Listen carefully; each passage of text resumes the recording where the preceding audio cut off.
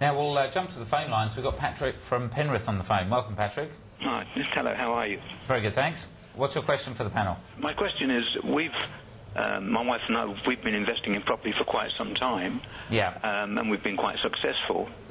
At the moment, we're in a situation where we're looking at buying another property, using our own money, paying cash, yeah, but using it through our super fund. Right, okay. And the question is, what benefits does that do for us? Sure.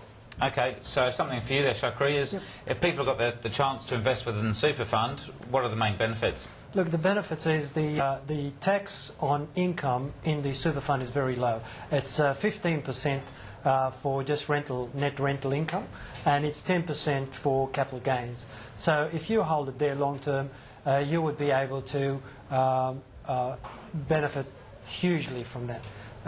Lower rate, that's the advantage. Yeah.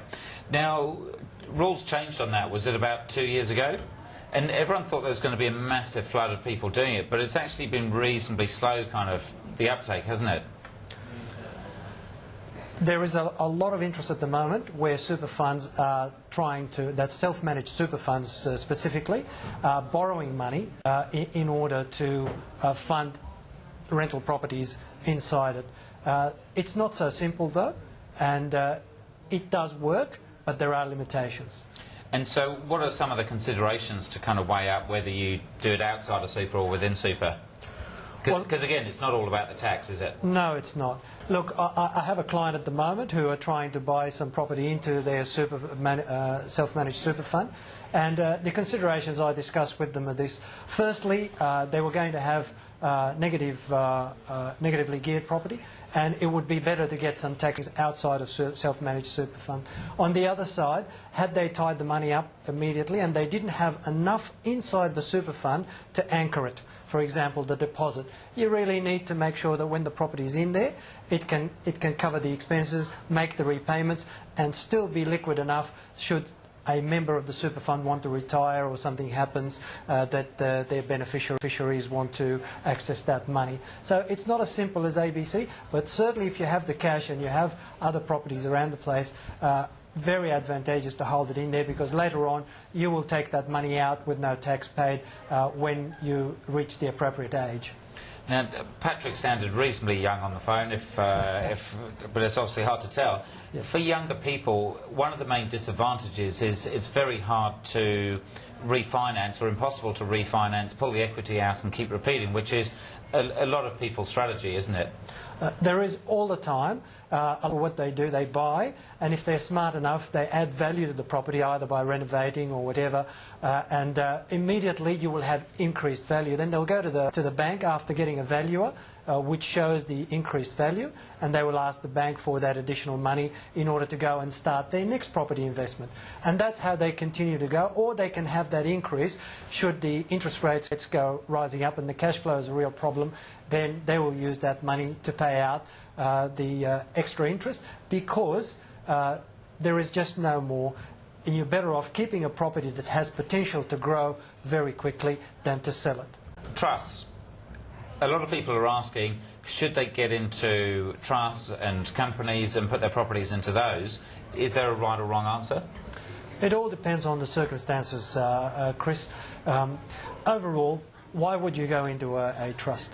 Generally speaking, to protect your assets from frivolous claims, because you can't really protect your assets from legitimate creditors. That's illegal.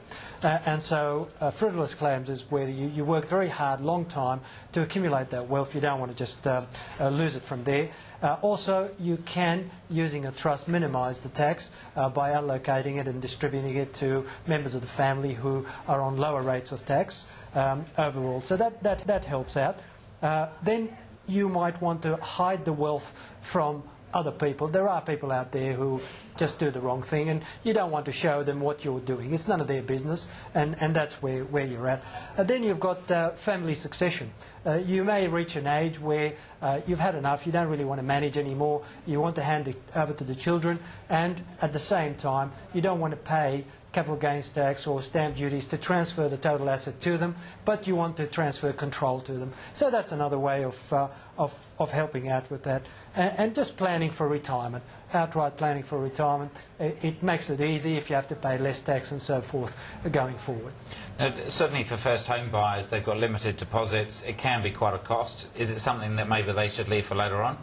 Look, generally speaking, I find in my practice where you've got people in their early 20s, for example, with limited amount of cash, some cash to pay the deposit, other cash just to pay the mortgage insurance, then how are they going to pay for the structure, the outlay to set it up and to maintain it? So what I say to them, look, just to get you started, because then you've got capital growth and then you move forward, reconsider the situation when you buy your next property and your third property. Sure. Doug, last minute on the show, what's your thoughts on the outlook for the rest of the year? Look, I don't think it's as doom and gloom as some people will say. As I said earlier, maybe 2 to 3% growth until the close of the year, but generally speaking, the market's in a fairly healthy place at the moment. Yeah. Jacques, tips for those doing their tax returns? Start to plan right now. You've got a few weeks left. You can still get those repairs and maintenance done. You can prepay your interest if you should choose to, and just follow through. Consult your tax advisor and plan your move before rather than after you actually do it. Yeah, and certainly for people trying to find accountants, when's it the right time to realise that your accountant's maybe not up to scratch and it's time to find a more specialist one? It's all the time. Planning for tax is not just at year end, Chris. It should be being done constantly right throughout the year, and that's where you will find, look, we need to start looking at things, but definitely before you start your next project. Right. If you're going to add property or if you're going to sell property, you need the impacts are. That's when I get the calls from people. Great. Jacques Ribard from Property Tax Specialist and Doug Driscoll from Star Partners. Thank you Thank you very for having much. us. Thank you.